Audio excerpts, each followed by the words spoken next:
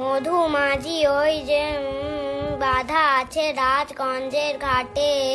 এই ভাই, তুই এইসব কি করছিস? মা দেখলে না তোর পিঠের ছাল তুলে দেবে। মা বলেছিল তো পড়া হয়ে গেলে ছবি আঁকতে, তাই আঁকছি। তা তুই খাতায় আঁক, দেয়ালে আঁকছিস কেন? খাতায় তো অল্প জায়গা, এখানে কত জায়গা। এই জোরে জোরে পড়। মা দেখো না, দিদি আমার ডিস্টার্ব করছে। না বলো মা, ও মিথ্যা কথা বলছে।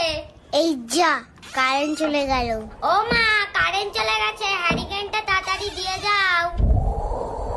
ওরে বাবা, বিশাল ঝড় উঠেছে তো। এই দিদি, হামু পড়ছে, শিগগিরই চল করে নিয়ে আসি, না হলে সব লোকেরা নিয়ে যাবে। কিন্তু মা যদি বকে? তত মা জানতেই পারবে না।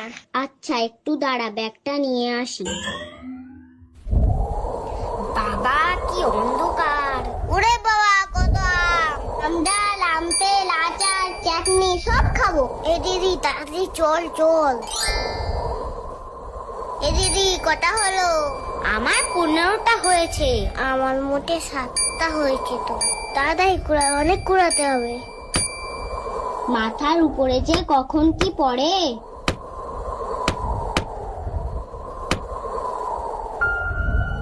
অনেক দিন কাউকে ভয় দেখাই না, আজকে পেয়েছি। এমন ভয় দেখাবো না। আরে বাবা, এ তুই কে রে? তুই আম কুড়াতে এসেছিস? তোকে তো আগে কোনোদিন দেখিনি। তুই জানিস সেটা আমাদের বাগান, না বলে একটাও আম নিবি না।